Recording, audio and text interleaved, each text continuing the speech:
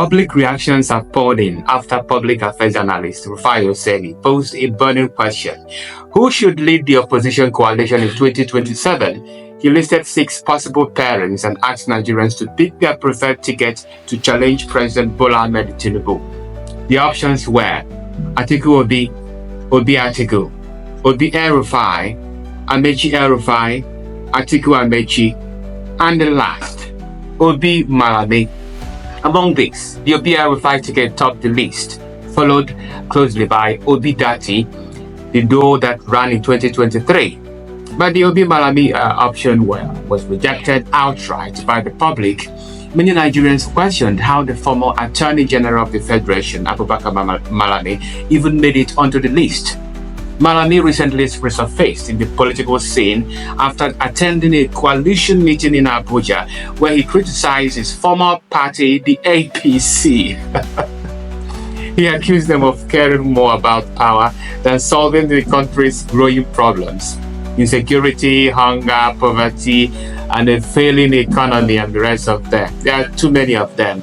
He also blasted the APC for endorsing Tinubu's re-election bid 2 years before the next election. But many Nigerians are not buying his new image. Malami served as Attorney General from 2015 to 2023 under President Muhammadu Buhari, a time widely considered to be filled with corruption, economic decline, and weak leadership. Insecurity mounting.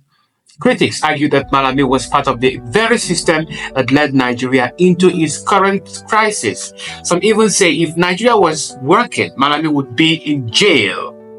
His sudden switch from APC to CPC, a faction within the APC, and now speaking against Tinubu, has raised suspicions about his motives. Nigerians see his moves as self-serving and not rooted in real change. The idea of Malami as a running mate to Peter Obi has especially angered supporters of the Obedient movement, the youth-driven platform that powered Obi's 2023 campaign. The movement stands for integrity, competence, and a break from corrupt, recycled politicians. To them, Malami represents the exact opposite. Now, as talks of a grand coalition grow louder, with figures like Peter Obi, Atiku Abubakar, Nasser El Rufai, and Rotimi Amechi meeting behind closed doors, the country faces a new kind of political question. Can the opposition unite without betraying the ideals of the people? The 2027 election is still 2 years away. SAN, and let OJ Nadi SAN, I wouldn't be standing here. You know that from my election petition to my impeachment, to my tenure interpretation. And again, whenever people talk about corruption in the legal or in the judiciary, and one who takes exception, in all this journey, I did not give anybody 1 naira.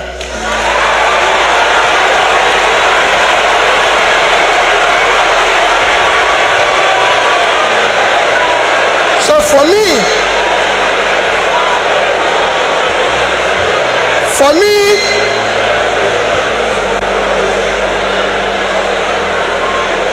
I remain eternally grateful to you for what you did for me to be here and everything. Our topic today is democratic transition in the 21st century Nigeria, 2023 and beyond. I think it's for great people like you or people like Chimamanda invited, but for me as a trader, I'll try to contribute in my own little way, the way I think we should go. For me, democracy have a simple description: government of the people, by the people, for the people. That means everything about democracy is the people. And transition means changing from one thing to the other. And for me, Nigeria needs urgent transition from being a highly insecure country to a secure country, from a disunited country to a united country, from corruption to a transparent country, from a country of lawlessness to a country of law and order. But in all this, it is important that we look at where we are today for people to understand the gravity of the journey we are going to take if we are going to transit. Where are we today? Nigeria have qualified to be a failed state. We have met the 2 or 3 biggest characteristics of a failed state. Number 1 is when you're no longer in charge of your territory. Today we are among the top terrorized countries of the world. We are among the top kidnapping countries of the world. Banditry, criminality, bandits have taken over some parts of this country. Nigerians are being killed daily. All sorts of criminality is going on daily.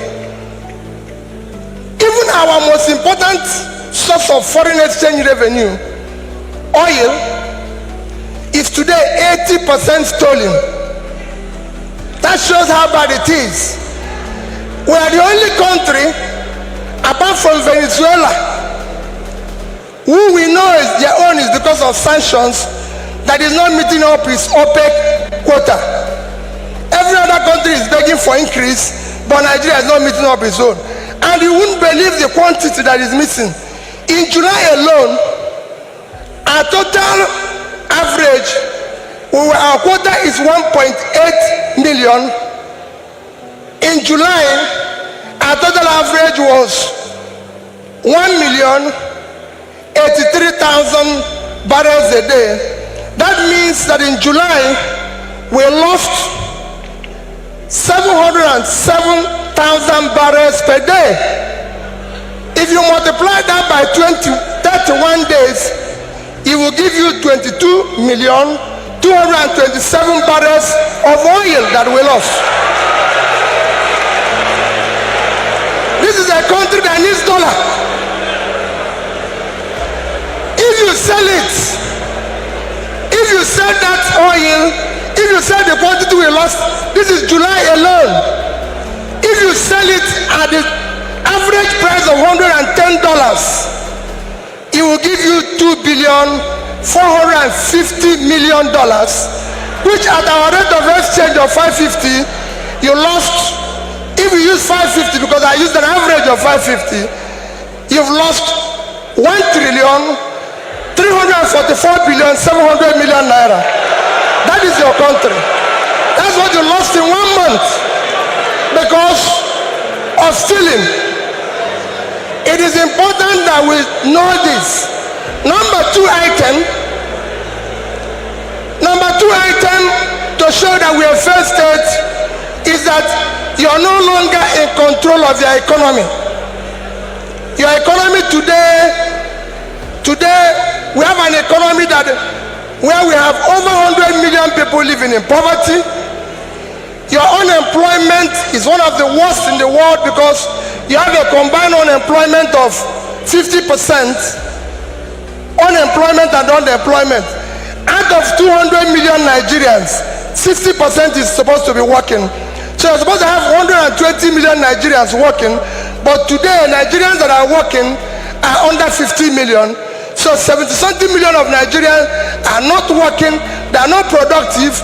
When you compare this to your productivity, you will see how low it is. But what is even worse, we're in a physical mess, total physical mess. Because of all this, between January this year and April, the total revenue of federal government of Nigeria is 1,630,000,000,000 naira. Their expenditure is 4,720,000,000,000. If you minus this, we have a deficit of 3,100,000,000,000. That shows almost 20% to almost 200% is the deficit.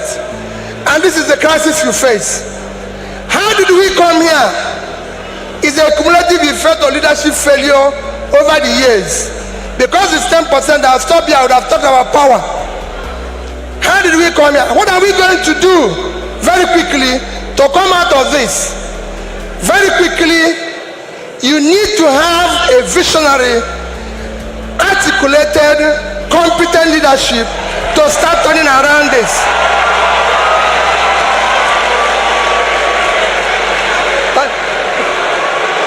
So next year, the time is up. I'll take it there. Next year, the election you're going to have next year will not be about, remember, it is not about tribe, no religion, not connection, not entitlement. It must be election about character, competence, capacity, and commitment to deliver. We call him Obi.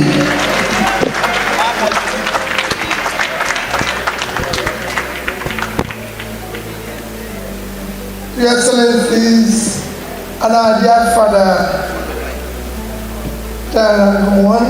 Your Excellency, and my dear of courage, a life of sacrifice, a life of justice, a life that is valued, but most importantly, his continued living that life to the end.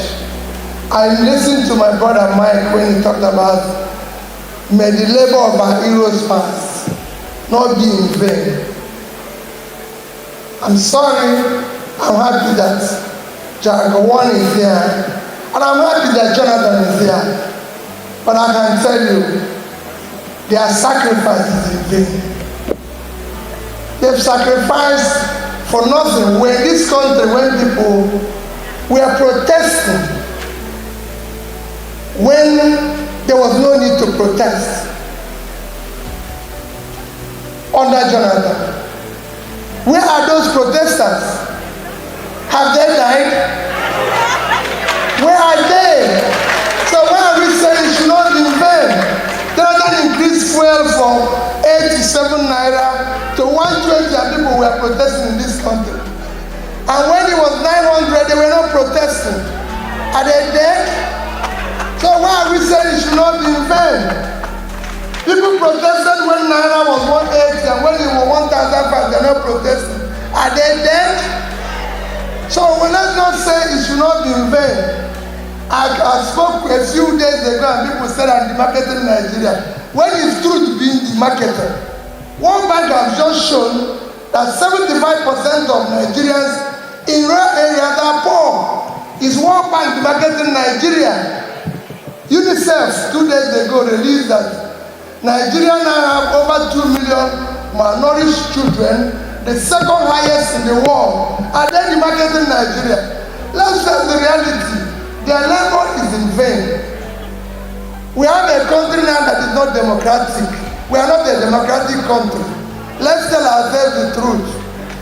Is the election that happened in Edo, is it democratic? Just the last election in Edo, it's the most undemocratic election. Everybody knows who won that election. So why are we keeping it and saying, let the work not be in vain? It is in vain. So we can start picking the pieces now, because they've destroyed everything people have sacrificed for. Look at what is happening in Nigeria today. Above all, Jagawan has sacrificed everything. The country people sacrificed has turned into a crime scene. All we do today is stealing. You know, and we have to do something. All we need to do, he lived a courageous life. May God Almighty that called him home grant him eternal rest and grant us the courage to look into what our Father lived for and start picking our pieces. May